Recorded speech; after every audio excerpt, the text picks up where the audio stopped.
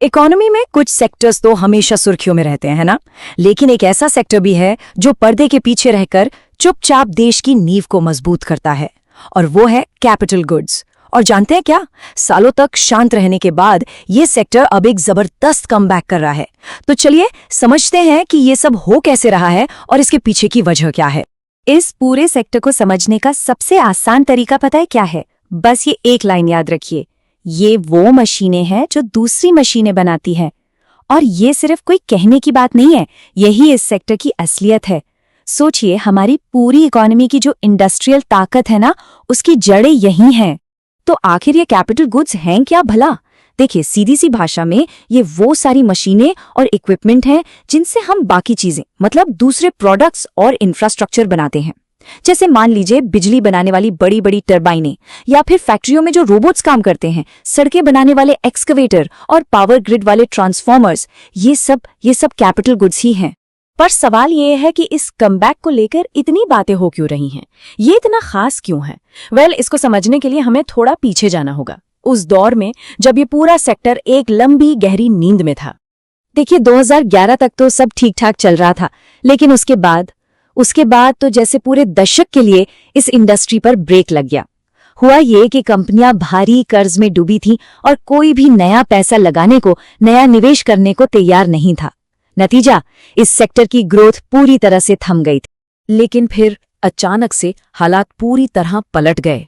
तो सवाल उठता है कि भाई आखिर ऐसा हुआ क्या? ऐसा क्या बदल गया कि जो सेक्टर कल तक गुमनामी में था, वो आज सबकी नजरों का तारा बन गया है? यहीं से शुरू होती है ग्रेट कैपेक्स अवेकनिंग की कहानी। इस पूरे बदलाव के पीछे जो सबसे बड़ी वजह है, वो है गवर्नमेंट स्पेंडिंग, यानी सरकारी खर्च में आया एक जबरदस्त उछाल। इंफ्रास्ट्रक्चर को एक नया बूस्ट देने के लिए सरकार ने, कह सकते हैं कि, अपनी तिजोरी खोल दी है, और इसी ने इस सेक्टर में एक नई जान फूंक दी है। और सुनिए, ये कोई छोटा मोटा उछाल नहीं है। सरकार ने इस साल अकेले इंफ्रास्ट्रक्चर पर 11.2 लाख करोड़ रुपए खर्च करने का बजट रखा है। जी हां, 11.2 लाख करोड़। ये आंकड़ा अपने आप में ही एक बहुत बड़ी कहानी कहता है। जरा इस चार्ट पे नजर डालिए। बस कुछ ही सालों के अंदर सरकारी खर्च लगभग 3 गुना हो गया है। 3 गुना! ये कोई मामूली लहर नहीं है, ये तो एक सुनामी है जो सीधे सीधे पूरी कैपिटल गुड्स इंडस्ट्री को अपने साथ ऊपर उठा रही है। लेकिन रुकिए, कहानी सिर्फ सरकारी खर्च तक ही सीमित नहीं है, और भी अच्छी खबरें हैं। अब प्राइवेट कंपनियां भी खुलकर निवेश करने लगी हैं।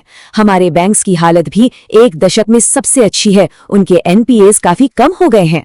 और तो और डिफेंस और रेलवे जैसे सेक्टर्स में भी घरेलू कंपनियों को धड़ाधड़ बड़े बड़े ऑर्डर्स मिल रहे हैं। ठीक है, तो हमने ये तो समझ लिया कि ये बूम क्यों आ रहा है। अब जरा कैसे पर आते हैं। मतलब ये कैपिटल गुड्स कंपनियां असल में काम कैसे करती हैं, पैसा कैसे बनता है, और इन सवालों का जवाब छिपा है उनकी ऑर्डर बुक में। इस सेक्टर में ना मोटे तौर पर 2 तरह की कंपनियां होती है। एक तरफ है प्रोडक्ट कंपनियां। ये स्टैंडर्ड सामान बनाती हैं, इनके मार्जिन फिक्स होते हैं और इन्हें लगातार ऑर्डर्स मिलते रहते हैं।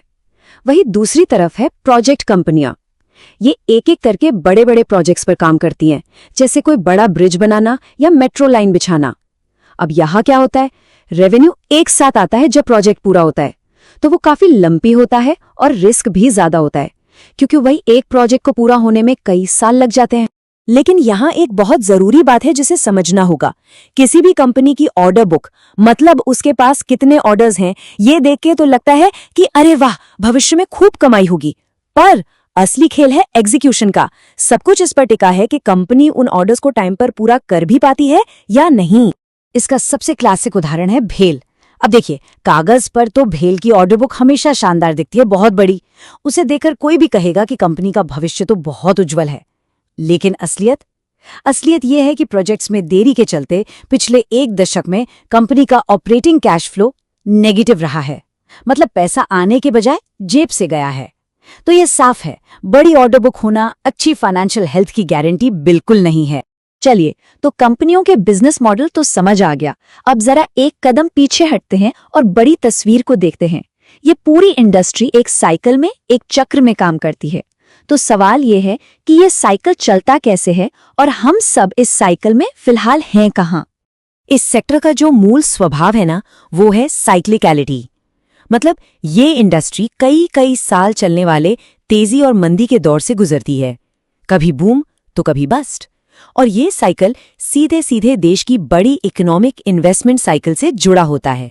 अच्छा, तो जब तेजी का दौर यानी अप साइकिल आता है तो चीजें एक खास क्रम में होती हैं। देखिए, सबसे पहले ऑर्डर्स की बाढ़ आ जाती है, उसके बाद करीब 6 से 12 महीने का गैप होता है, और फिर जब उन ऑर्डर्स पर काम शुरू होता है तो कंपनी का रेवेन्यू बढ़ता है, और सबसे आखिर में जब फैक्ट्रियां अपनी फुल कैपेसिटी पर दौड़ने लगती हैं, तब जाकर कंपनी के प्रॉफिट मार्जिन सुधरते हैं।